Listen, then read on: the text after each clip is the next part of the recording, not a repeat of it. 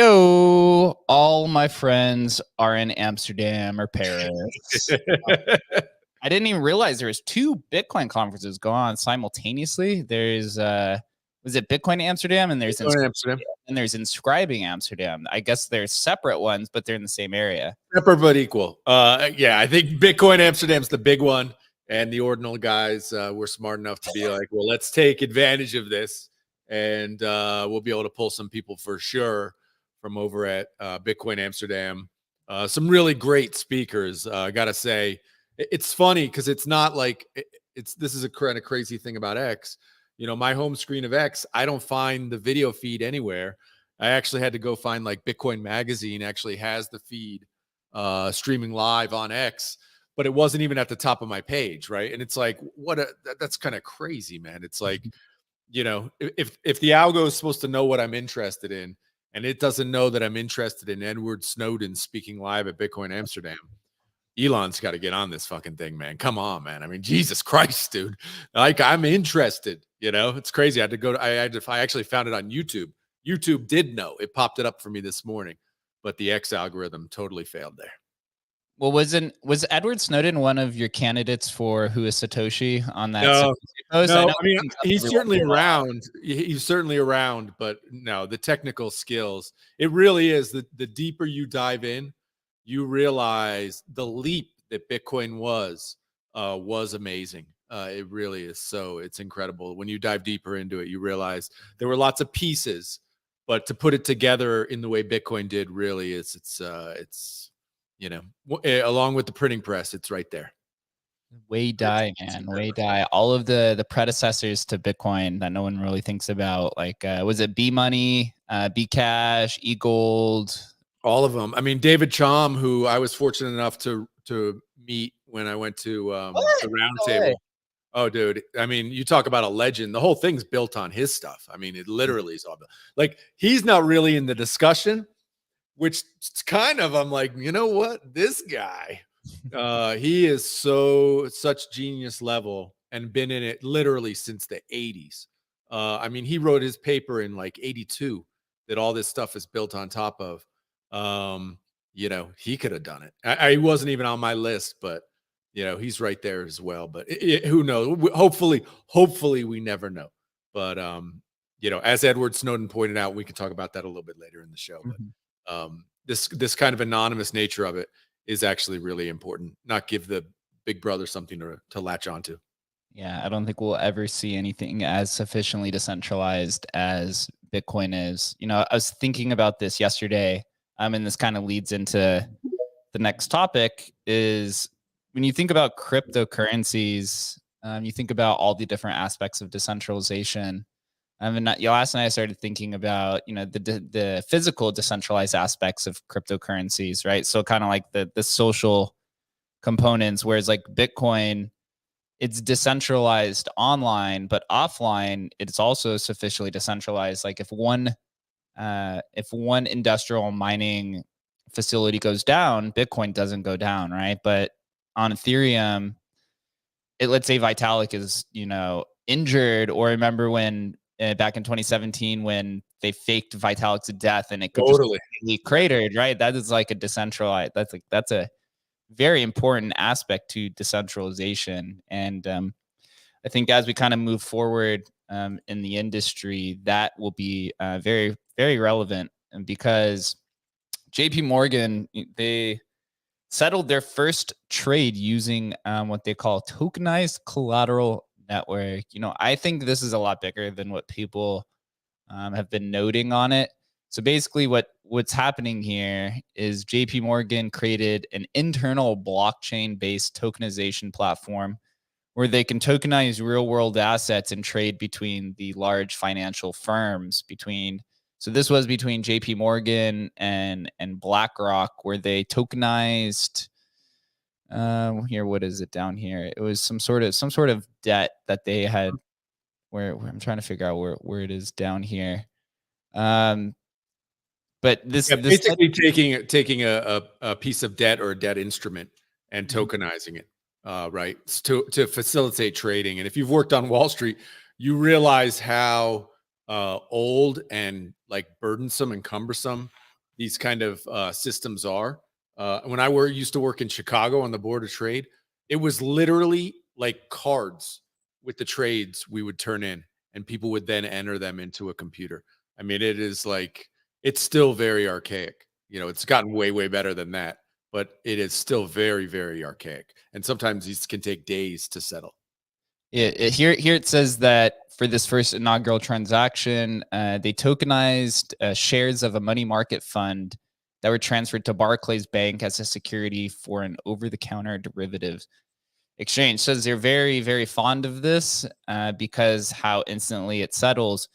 It really honestly reminded me a lot of kind of what we do here at Emblem Vault, is just tokenizing different types of assets so that you can facilitate trade, right? So in this example, if you kind of make this comparison where, Emblem, we tokenize Bitcoin assets where therefore they cannot, where therefore it would take days for people to settle through like these over the counter, kind of trading facilities. They're doing kind of the same thing here, is they're taking various aspects of traditional finance and tokenizing it and then making sure that's trading, right? They're kind of putting it in their own equivalent of a vault and accelerating it. I think this is going to be really huge. Of course, right? You go into the comments of Scott's post, and it's all the Bitcoiners saying, this isn't decentralized. This isn't decentralized product. And I'm going to be honest, it doesn't need to be decentralized. I don't think that's the kind of point here from it. And you see down here, when you go a little bit deeper to some of the comments, and some people start discussing, the versatility of blockchain just beyond cryptocurrencies, and how not every blockchain has to be associated with some sort of speculative token. And this is kind of where it's at. And kind of like, what do you expect from a traditional finance kind of company? They're going to start with these private platforms, and then maybe they will venture into kind of the public blockchains. But kind of how I'm seeing it now is, Emblem could essentially be the kind of public version of this, or at least that's kind of like where we're going. And that's where I started thinking about going back to the Bitcoin conversation of like, here with JPMorgan, right? The physical aspect of it is the teams that are involved, right? So if JPMorgan went down, this whole blockchain ecosystem is fucked, essentially. Emblem, where we're at, right? There are areas of permissionless when it comes to like the token creation, creating the vaults, right? The facilitation of trade. Here, JPMorgan has to control all of it. Of course, we're continually going to decentralize the product. So I think that we just basically become the public version of this over time. Dogfather, what do you think? I mean, this is massive. I mean, we all know that. I mean, if these types of institutions and financial kind of like giga firms enter these types of markets, they do it big, right? I mean, they don't do that just for tiny volumes. I mean, BlackRock is just like a crazy giant. And here it's not about decentralization. You're completely right. Here it's about efficiency. And if they can gain a few basis points and, just more digitalized settlement, I mean, they go for that. That's the whole thing, right? So, and if it's involving a physical kind of thing like stocks or whatnot, or, real estate, it's never fully decentralized in such a sense, like a digital asset, because you have to put it, like the Pokemon cards, they have to be somewhere. You have to trust them that they're there. So it's always the point of like centralization. So that's not the point here. It's just about, it's a nightmare to, trade stocks internationally, for example. It's a nightmare to transfer your stocks, even within Europe. It's really hard to transfer your stocks from an Irish kind of like custody to German custody. It's just not possible, If it's tokenized, if it's on this blockchain, I mean, then this is just a different ballgame. Yeah, absolutely. Chris, what do you think about this when you first looked at it? I know you've been dabbling in TradFi since you were like a little young lad coming out of the diapers. What type of use cases do you think are going to come out of this, and do you think that it is big? Yo, GM. Yeah, so there's always like some exciting news coming out of JPMorgan. They always put on this kind of front, like, they're not into Bitcoin, but then on the back end, they've been diving deep down for like the last like 7-8 years. So they're super in depth. I think it's pretty big news. I'm looking for some privacy solutions that they'd be able to kind of utilize with this. I think that that's kind of one of the biggest use cases that they've been really waiting for is some sort of trustless privacy solutions that they can kind of use OTC like tokenized solutions to assist with their trades with between other brokers. I think that that's kind of like the big one that I can see kind of evolving out of Onyx, but excited to see where it goes. Definitely a good start for them. Yeah, Sammy's who's in the crowd commented, and I put this up here on the live stream. Jesus, 200,000 views on this. Sammy, you're absolutely slaying when it comes to the description of new kind of tokenization stuff. I guess this is kind of like the next level of the Pokemon card stuff. And so you break down how it works here. So it's the world's largest asset manager that engaged with Barclays, who accepted the tokenized shares.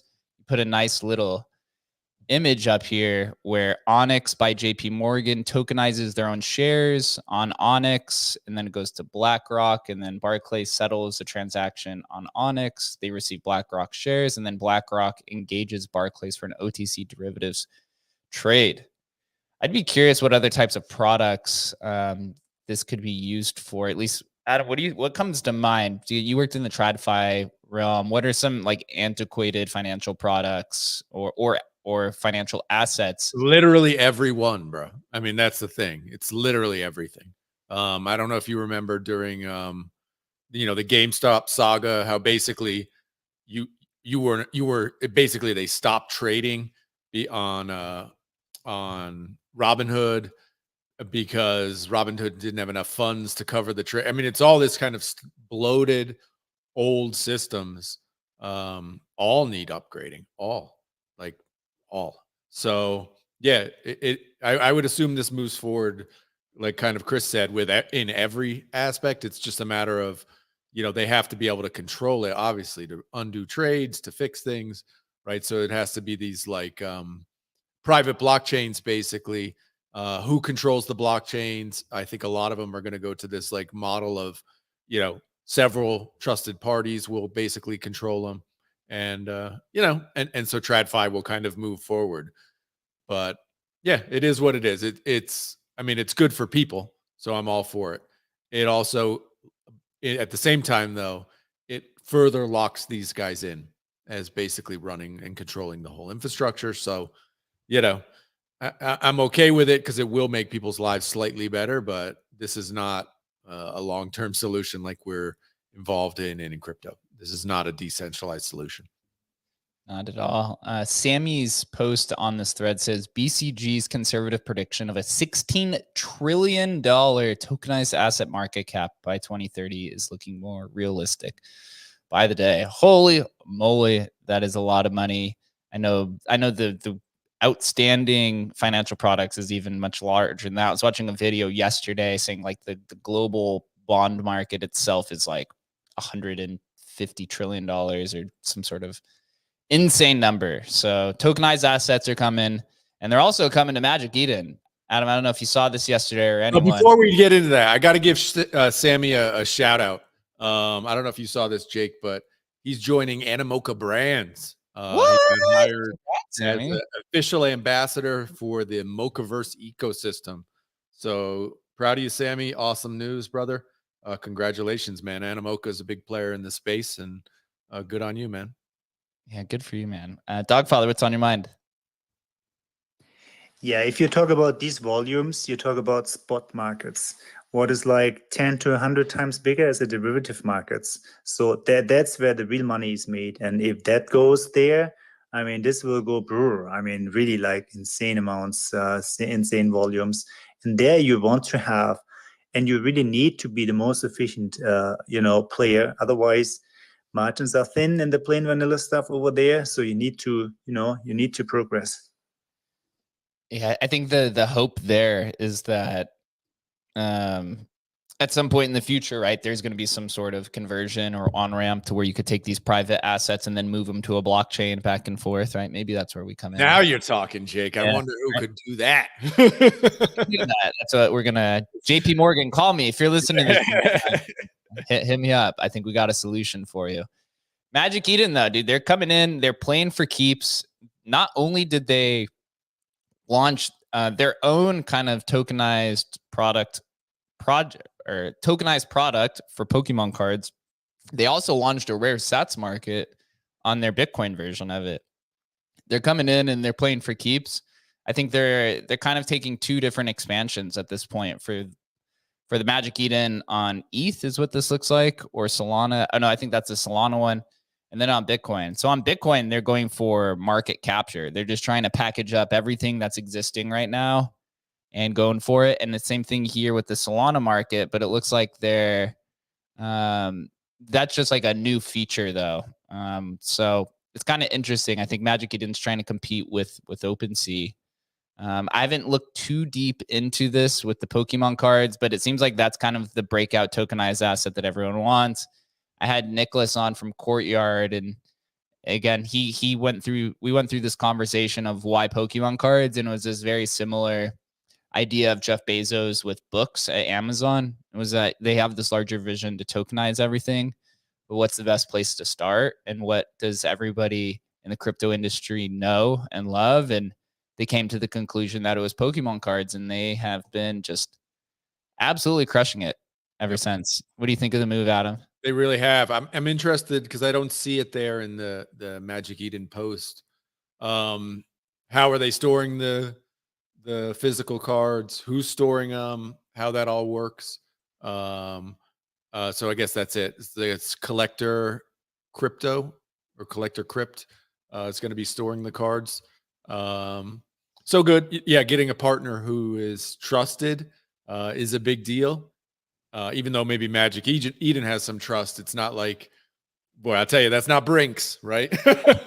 I mean, I got to give it to those guys at Courtyard. It's just it could literally be stored in the guy's closet, but putting that Brinks name on it, it's instant credibility, right? And so partnering with a trusted third party, I mean, I think we do see it in this like real world asset game. Like if you could get,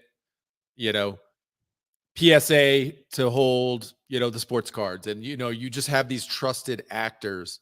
It's going to be, I think, in a lot of ways where the game's won, because people have to trust that my $5,000 Charizard, that it's actually there, right? You have to have that trust mechanism, and that's got to be through these third parties. I'm interested to see what the arbitrage opportunities are going to be between Collector Crypt, which is the Solana tokenized asset protocol, and then people like Courtyard over on Ethereum, because you're using the same Pokemon cards, right? They're from the same collection. Obviously, there's going to be a price disparity between them, and again, that's where I think Emblem comes in, is we can artificially, or we can make those markets more competitive, because if you could move these Pokemon cards between all the blockchains, then all of the marketplaces are going to be forced to be competitive with each other per blockchain, right? Right now it's on Ethereum. If you're Magic Eden on Ethereum and OpenSea on Ethereum, they're competing against each other. But if we can seamlessly create this experience to where these tokenized assets are on every chain, now the blockchains are competing with each other for more competitive rates. I guess I'm like, bro, when are we going to do a Pokemon curated collection, right? Where you could just put in your and bring them over to Bitcoin or bring them to Solana or whatever. It's all these kind of, where's the money going to be? Where's the trading action going to be? This is all happening, man. Some people are saying, hey, these real world assets, RWAs, these are going to be the thing of the next bull run. And it's certainly possible. I mean, we're seeing the first forays here, and they're successful. Like, it's happening. So it's really exciting. I may be a little biased, but I'm a strong believer that the next bull run, the multi-chain thesis is going to be a pivotal piece of it, because users are going to be more familiar with all these blockchains through the bear market. I think if anything's been proven, is that SocialFi has shown that users will move to whatever blockchain they need if they believe that liquidity is there. Yeah. Right. Or they can make money, man. Really. Yeah. And so if in the next bull run, if these, bridges and wraps and vaulting products exist between all these chains, then users are just going to go find whatever the best rate is. They don't want to trade with royalties. They'll go trade on, Ethereum. There's more liquidity on Solana. They'll go take it to Solana, right? There's a new GameFi product that combines all of it on Cardano. No one goes Cardano, but yeah. That's what's gonna happen, right? Chris, what you thinking? Yeah, man, I think that you have it totally right there. I think it's all about the liquidity and kind of like what Dogfather said earlier, derivatives markets are so much bigger than the underlying. And so when you can put, like, say, Pokemon cards on the blockchain and give millions of people access to them frictionlessly overnight, the market just completely explodes. So many more buyers when you just kind of take those friction points away. So definitely a huge market. I know you're a big Sol guy. Were you familiar with Collector Crypt? Have you heard that protocol? No, definitely not. So they're a new one. They're coming in. Right with the trade-off of Solana, it could even be a better place to trade these, less transaction fees. And since the security is backed by Brinks of these cards or whatever Collector Crypt is using, right? The assets are physically stored in a place outside of the blockchain. So in this case, I think Solana, might be the better place to go trade these things because the security of Ethereum, I would say, isn't as much of a preference because Nick told me on the podcast that they KYC to basically unwrap these. So if you have a Charizard card that's worth $10,000 and you want to detokenize it or burn it and get the actual physical card, you have to KYC. So if that asset is stolen, right, then they could just freeze it. So I think the blockchain there, you would want to go with wherever's the most frictionless way to trade and the least amount of gas fees. So that's kind of exciting. And then the Magic Eden Rare Sats marketplace. I kind of feel bad. There was like 3 or 4 rare sat marketplaces that had popped up, and then Magic Eden just came in and, put their dick on the table and said, no, we're going to take this for us. Although there's only maybe 1,000 active people trading these kind of things. The rare sat market has increasingly grown. There's a lot more interest than I really expected. Although, Adam, we did talk about this with Casey back in, it's been over a year now, August last year, about 3-4 months before Ordinals was even on mainnet. Did you think that that the rare sat market would be where it is today from looking back from that conversation with Casey about 14 months ago? I think, the long answer is no. The short answer is no. But we thought people would be interested in it, right? I think, we had that initial interest where you had some, prices that were frankly crazy, right? And it'll eventually settle where enough of these things have been kind of found, mined, and all the rest of it that, the vast majority of them will be worth what a sat is actually worth. But you'll get others that are, super desirable, because enough people, the idea has gotten through to enough people now where I think this is going to be something going forward. I don't think there are going to be very many that are super valuable, but I think it is a really cool kind of subset of things people can do with Bitcoin. So in that way, yes, we did see it, but the pricing and stuff I think still has, some time to figure out where it's actually going to land. It appears that the Rotterdam Rarity Index rare sats have both the highest floors so far. So the floor of uncommon is 0.0047 Bitcoin, which is a few $100. And then there's 2 rares that are listed at 4 Bitcoin and 5 Bitcoin a piece. So $107,000, $133,000 for a rare sat. A rare sat, I guess. Rare cubed sat. We'll see what happens. I know there's some of the other smaller niche marketplaces like Magisat and now Magic Eden. There's like 2 or 3 other ones there. I'd be fearing for my life right now if I was a rare sat marketplace. You're gonna have to set yourself apart somehow. It's either the community that you have that's like such a devout rare sat community that they love your platform if you're Magisat, because all the liquidity is on Magic Eden, and it's so much easier to just flip one tab on a website than it is to go learn an entire ecosystem. Yeah, I have a hard time believing that a rare sat market is going to be able to live on its own, right? I think Magic Eden's the right place kind of for it, where it's like, oh, I want to pick up, I'm making a new, project, or I want to do some ordinals. let me get a sat that'll be cool to have it on. Like that makes sense. But as a standalone market, like I just could be wrong, but it just doesn't feel like there's ever going to be, the liquidity needed to maintain its own separate marketplace. Like that doesn't really make much sense to me. I Ordinal, could be wrong. the ordinal ecosystem is going through a lot of changes right now, a lot of upgrades. Unisat released their schedule of their long-awaited BRC20 swap. The crazy thing here, which caught me off guard and the market really liked, is they said they're going to use the SATs BRC20 as the fee mechanism. So they're not using the underlying SATs; they're using BRC20 SATs is what you're going to pay your fees with.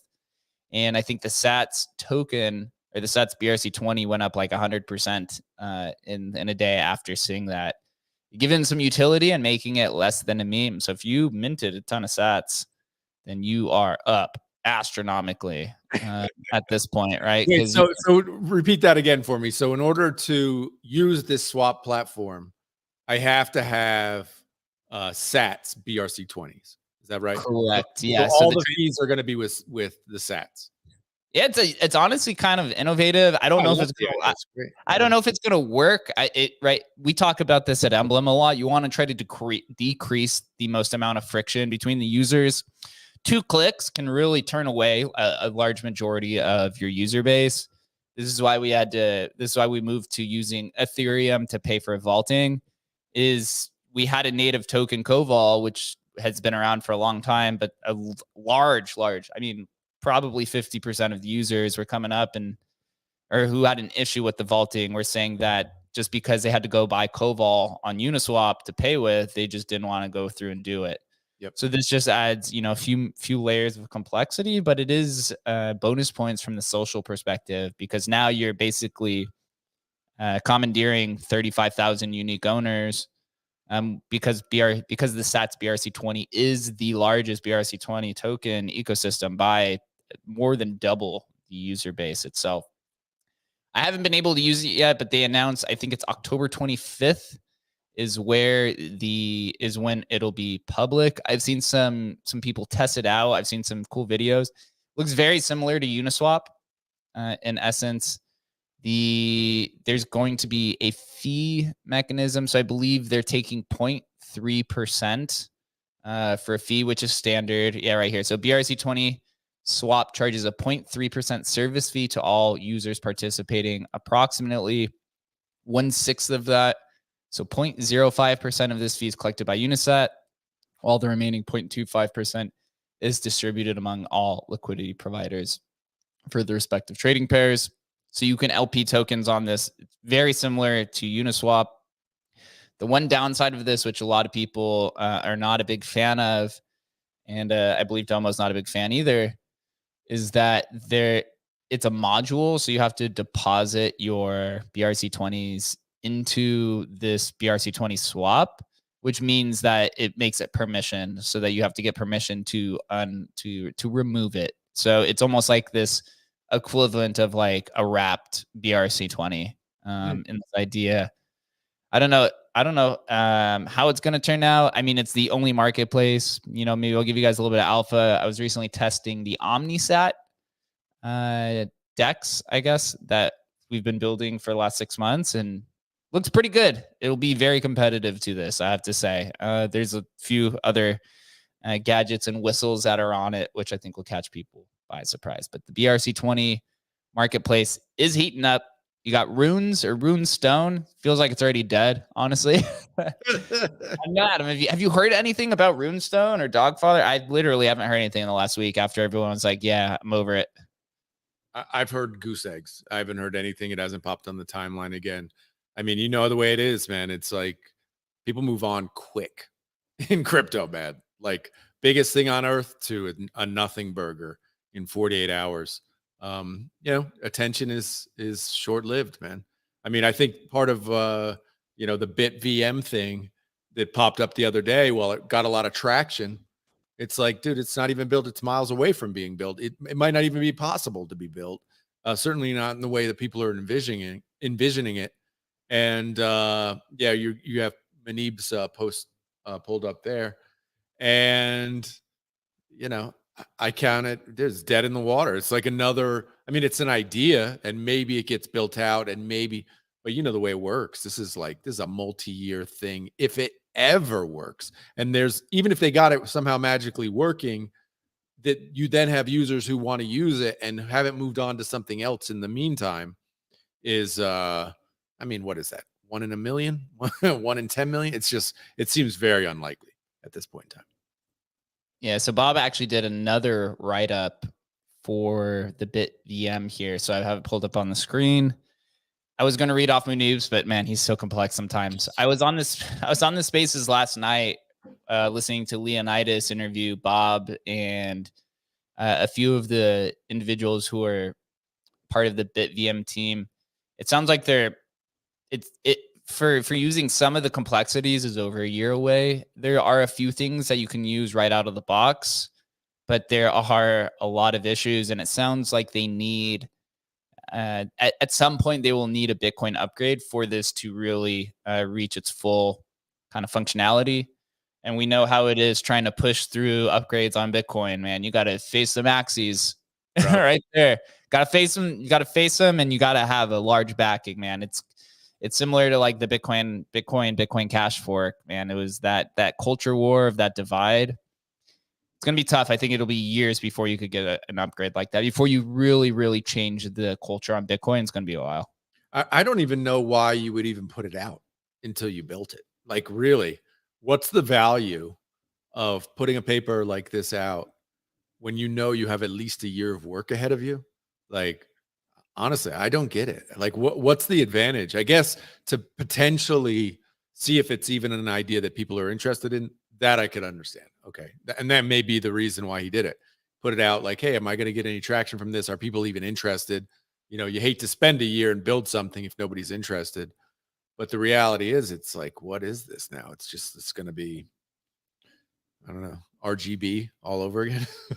I saw a lot of comparisons for it. So Bob goes on and talks about 3-4 different limitations. So I'll lay them out here. 2-party system only. This means two people can do smart contract like things with each other, but you can't generalize it to a sidechain or a rollup yet. This is a pretty severe limitation that restricts what you can do with the BitVM. They are one-time use smart contracts. This is related to limitation 1. In its current form, to use the BitVM, you create a Bitcoin transaction between two people, the verifier and the prover. This means every smart contract interaction between two people has to be a new Bitcoin transaction. Handcrafted circuits. This was something that was a little bit beyond my comprehension. It has to do something with like ZK verifiers. It says in order to build something in BitVM right now, you have to build it at the very lowest level of programming. Essentially, you're doing circuit design, and then the complexity and the cost. It says in its current understood form, and in the worst possible case, you would need 250 Bitcoin transactions to go through the entire challenge proof series to resolve a disputed transaction. So sounds like there are a ton of hurdles set in place.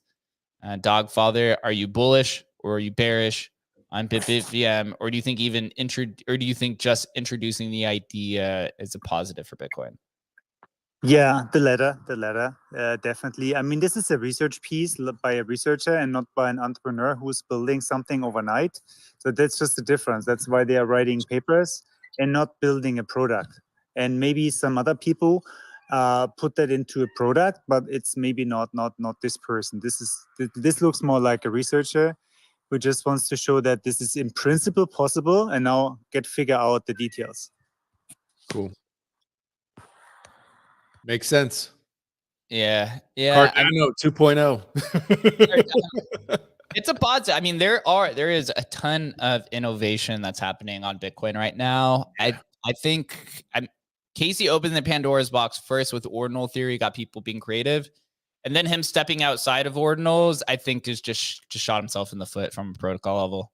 I don't disagree with you. I think actually, I mean, to what Dogfather was just saying, and this is really what Casey's, kind of has added to the Bitcoin ecosystem, is that when something comes out like this, people are actually excited. Like, hey, let's look at it. Let's dig into it. Let's figure it out. While 2-3 years ago, forget about it. This would be first of all, be a nothing burger. No one would pay attention to it. and certainly would get no traction. So I think that change in culture is a huge deal, big deal.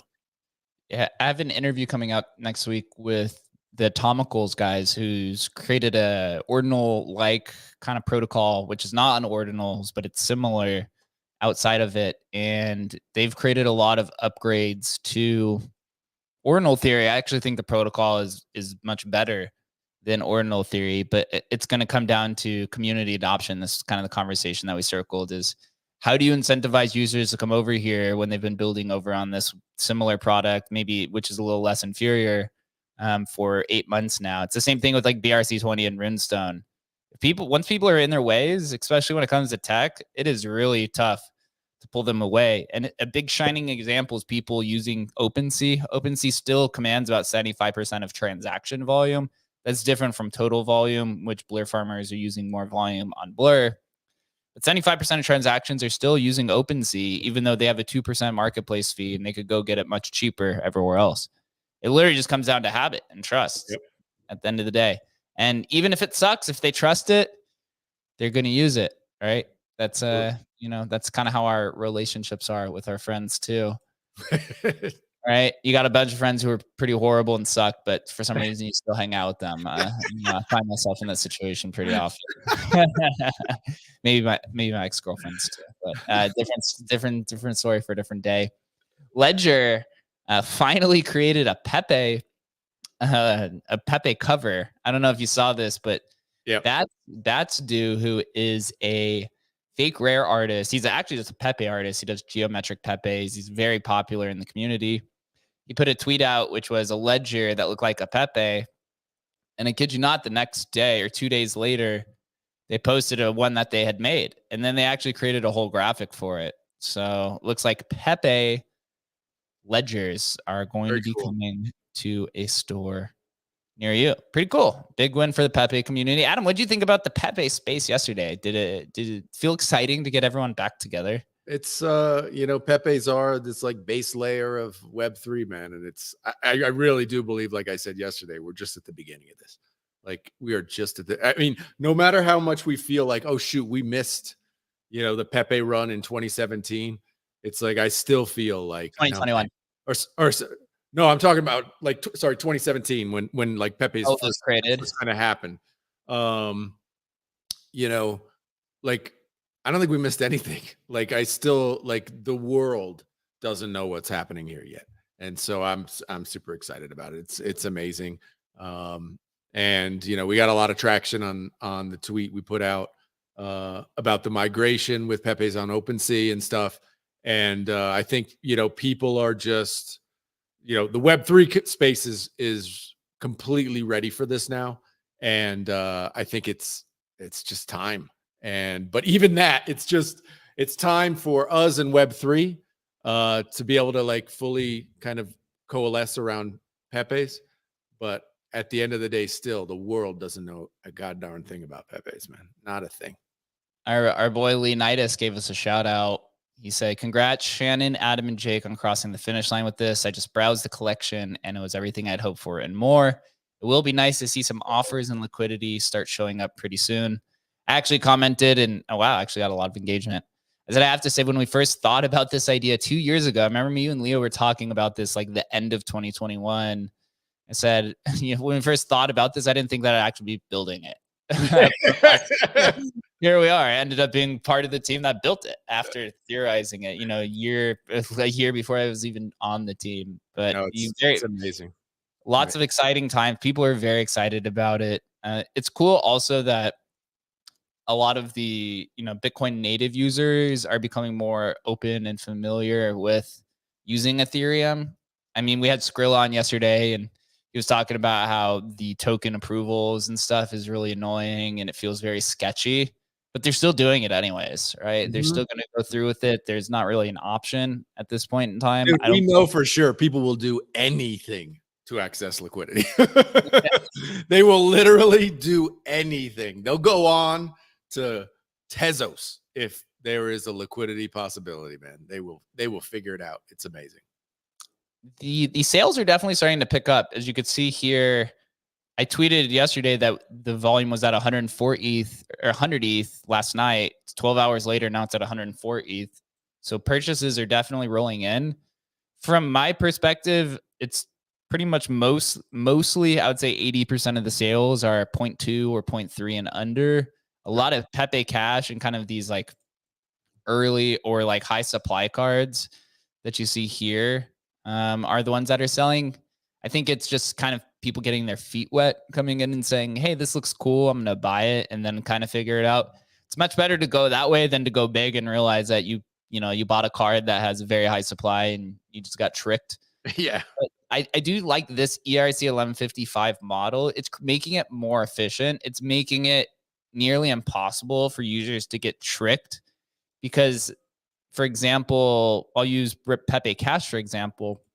When they were ERC 721, there's 563 of these vaulted. There'd be 563 different assets. And what users would try to do is they would price these higher, trying to trick people into thinking that, it's a much more valuable card. But now because 500 owners are tied to this one single listing, it becomes a more efficient market, and there's no way to really trick people because somebody will just continually undercut. So that's a really strong sign in my mind of showing that users are beginning to figure it out, and it's going to be a more efficient market, probably in accumulation mode now until the big money starts rolling in. But I think once that picks up and once the attention's there, I don't see a place where Rare Pepe is not sitting in the top 10 consistently just because of the sheer volume. Right now we sit at 4,826 owners. So it says 50% listed. I had somebody actually ask me this. So 50% listed doesn't mean that of the 18,500 assets, 8,000 of them are listed. It's related to the unique items. So there's 1,575 unique items. And so about 780 of them are listed out of the 1,575. So that was a clarifying kind of point there. Do you have something to say, Adam? That makes sense. Yeah, that makes sense. I pinned to the top my prediction that Rare Pepe is going to be the most popular collection on OpenSea in 2024. I think it's a good bet, man. I think I tweeted this morning, Pepes are coming for your PFPs, man. I mean, it's just maybe I'm too siloed into Pepe community and too much of a believer, but I just feel like Pepe is just going to swamp, whole swaths of, PFP collections and, 2021 bull run collections are going to have a real tough time competing against Pepe, man. It's going to be, I'm excited to see it. It's going to be great, man. That's funny. So yesterday during the Pepe spaces, I noted that we were looking into utilizing Pepe, the cryptocurrency, to purchase rare Pepes on Emblem markets, which we're still evaluating. I think it'll be kind of something that's rolled out eventually. The Pepe Coins team, which is like, that claims to be the original Pepe coin, reached out and they're like, no, you should use us. Like, here we go already. It's the battle of who's the real rare Pepe cryptocurrency. Technically, they were first, but they definitely do not have the market penetration that the other Pepe coin does.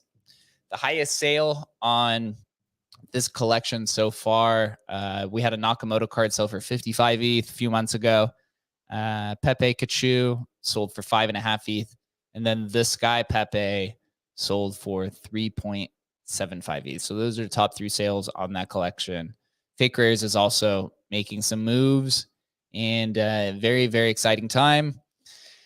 And something that's been very entertaining, Adam, I don't know if you've been following the SBF court case. Yesterday, they're talking about Thai hookers. Did you see that headline? Oh, tell me about it. So I guess Sam, SBF, and FTX, they had $1 billion frozen on OKX, which is a Chinese $1 billion were frozen on OKX by the CCP. OKX is a Chinese cryptocurrency. So what they did is they hired 2 Thai prostitutes or Chinese prostitutes to use their local residency to claim that they owned that $1 billion on OKX, Turns out it did not work at all. So OKX is still, I believe, sitting on that $1 billion. I think once we hear John Ray testify in the court case, or he put out some more bankruptcy information, we'll hear more about that. But they said that was kind of just like a side piece of everything that had been discussed yesterday. Turns out SBF also had he was, how do I say this? He was quite, he saw himself in a bigger light than I think how we saw him. He said that I guess he had told Caroline that he planned on running for president of the United States at one point.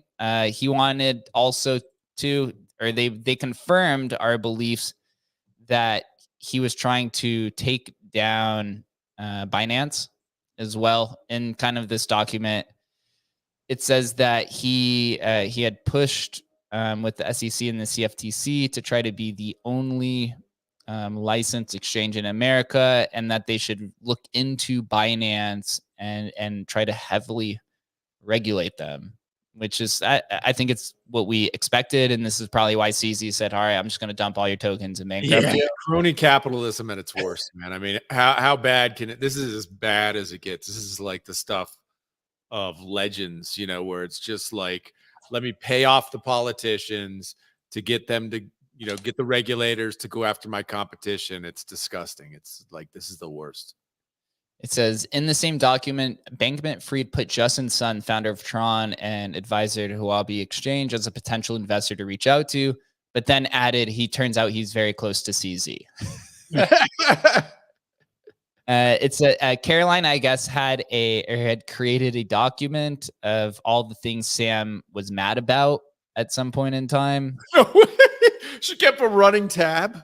She was keeping a running tab. Yeah, the deficit apparently towards the towards the middle of 2022, a few months before bankruptcy, Sam had her create a document, which was like a balance sheet. And on there, they were $1 billion shortfall, and they just labeled it as FTX lending, which really meant that was what they had borrowed from their customers, because they had to pay back Genesis. I guess Genesis had recalled $400 million towards the beginning of 2022 after the Terra Luna thing happened. Yeah. And that was the beginning of the downfall of when they started just over borrowing, over collateralizing everything. This is going to be an insane documentary, whoever they created that. I'm excited to see what the parents bring up on there. Oh my gosh. Oh man. I don't know. Chris, what do you think about the case? Have you been following it closely?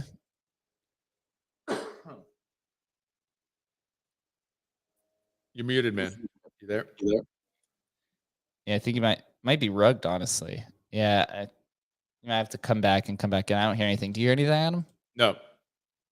Yeah, I see the speaker coming off, though. I think something's gotta happening. get rid of those AirPods, bro. I told you. he ordered the Apple cables. The Apple cables for nice. it.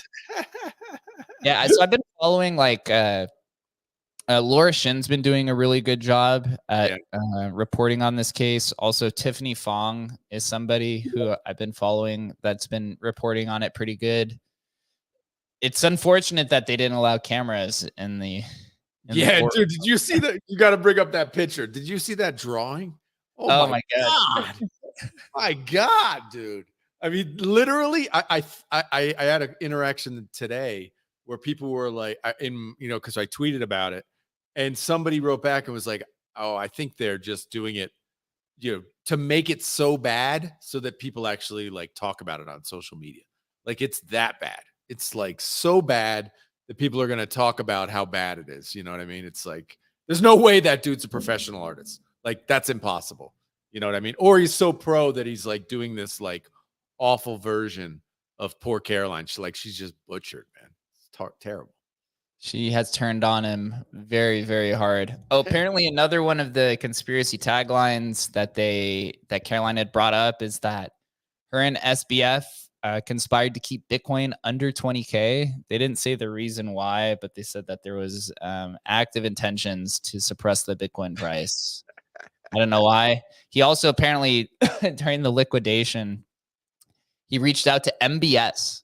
Do you know who MBS is? The Saudi crown prince, the one who murdered the journalist. Yeah. He reached out to him to invest an equity investment into FTX for $1 billion so that he could cover kind of that shortfall. Nice. Obviously, it didn't go through. So he was going into every little nook and cranny to survive.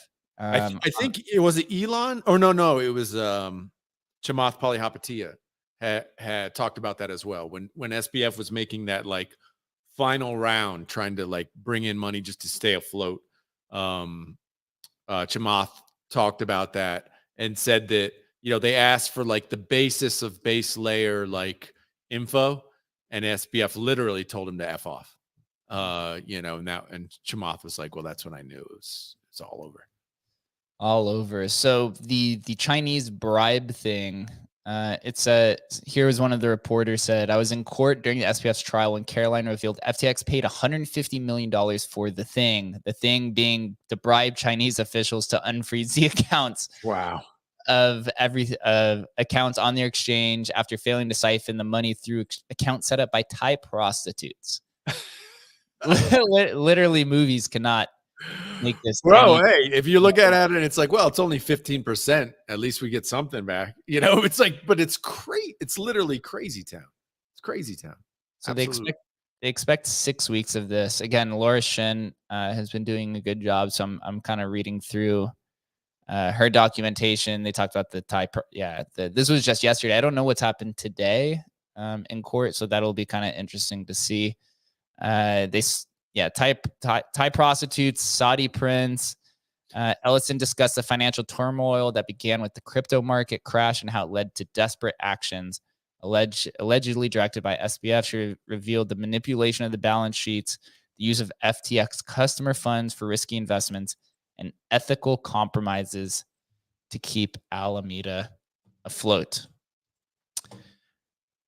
How many years do you think he's getting? We made a prediction last time. Yeah, I said 25. I got it written down. Hold on. Are you adjusting your estimate? I think I said 18 years or 19 years. I'm still pretty firm. Jake had 17. I have 25, and Chris has 21. You need to update that. I'm keeping it. Chris, you still keeping the same?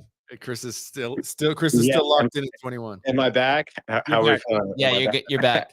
We're back. Yeah, complete chaos as you would expect with these people. Complete madness under their roof. They lost like $100 million due to phishing attacks alone.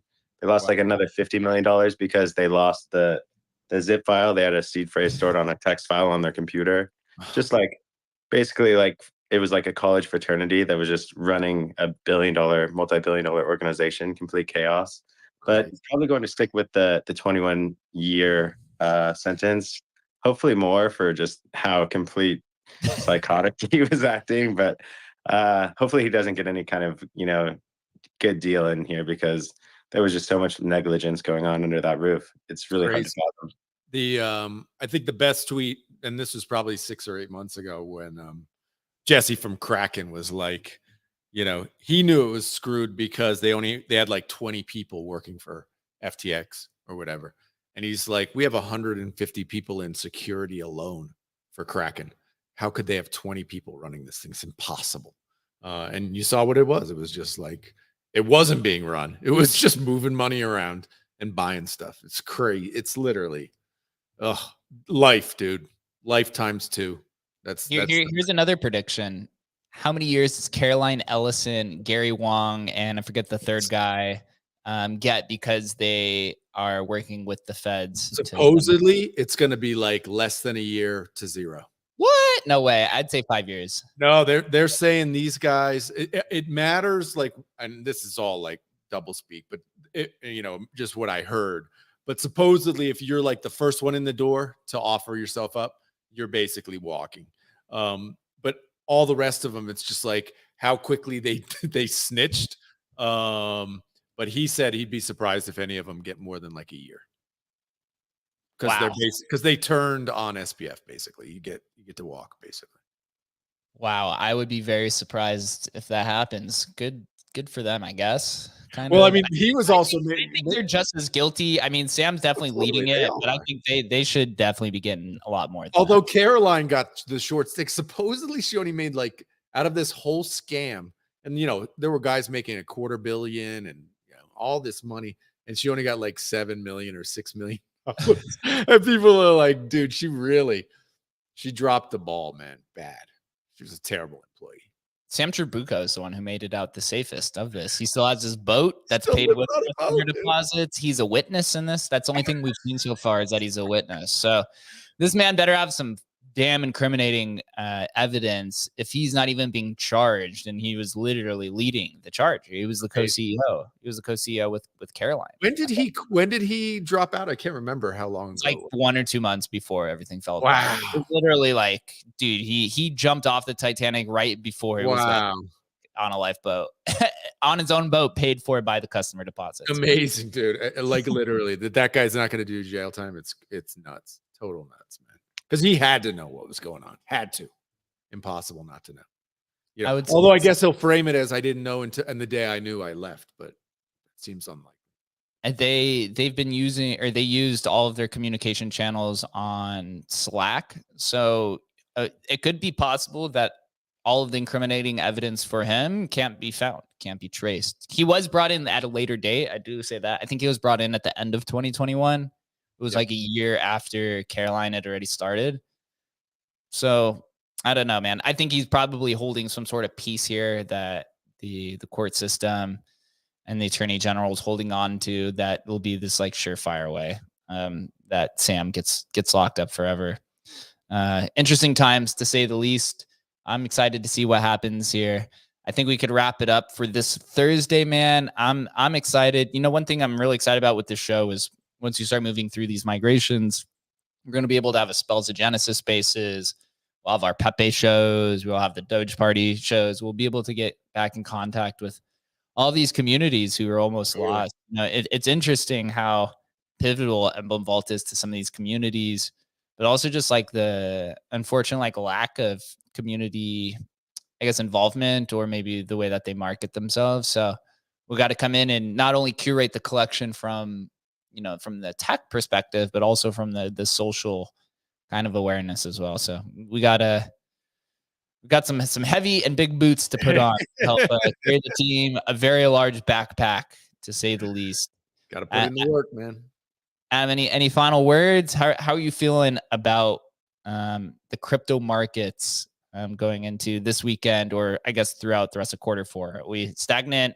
We dump in here? Who knows, right? Who knows? I mean, obviously we have the beginnings of World War III happening, which if you've read The Fourth Turning, this is to be expected. And although I don't consider myself, in any way kind of like a foo-foo-y like that, but I mean, you just feel what's going on, and there's battles in the existing power structure.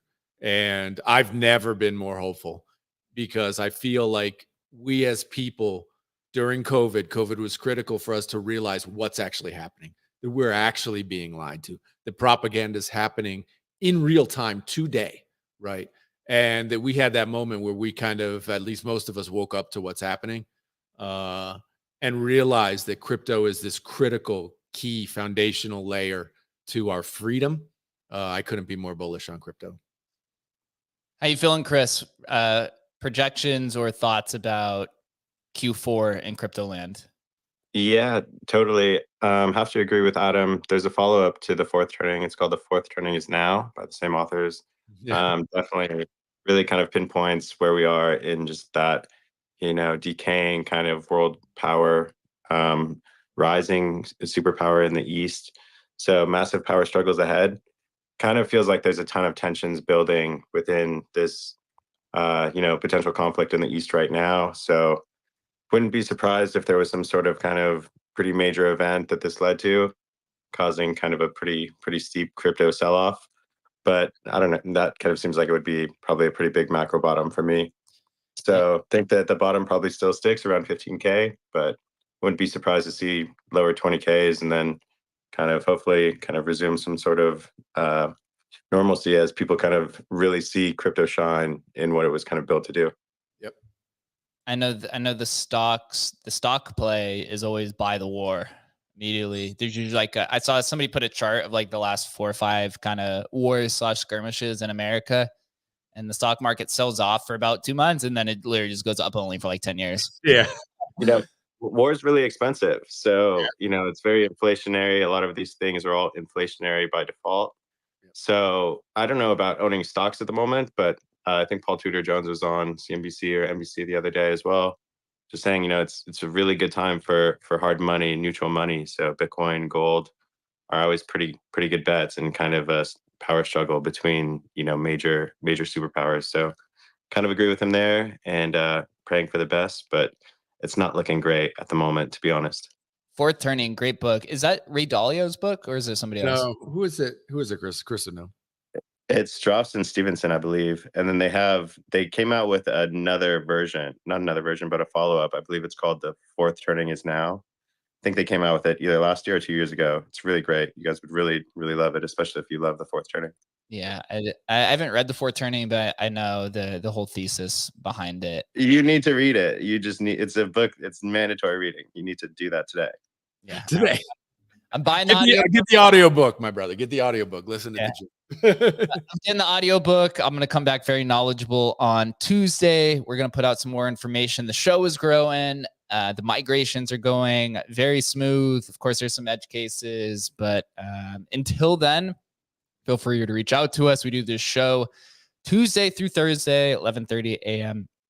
Eastern time, where we talk with all of the communities between Bitcoin, Dogecoin, collecting, NFTs, and everything that is not and is the alternative to PFPs. You can hear that here first. We'll give you some of the critical takes, some of the intriguing and thought-provoking conversations. And until then, we'll see you on Tuesday.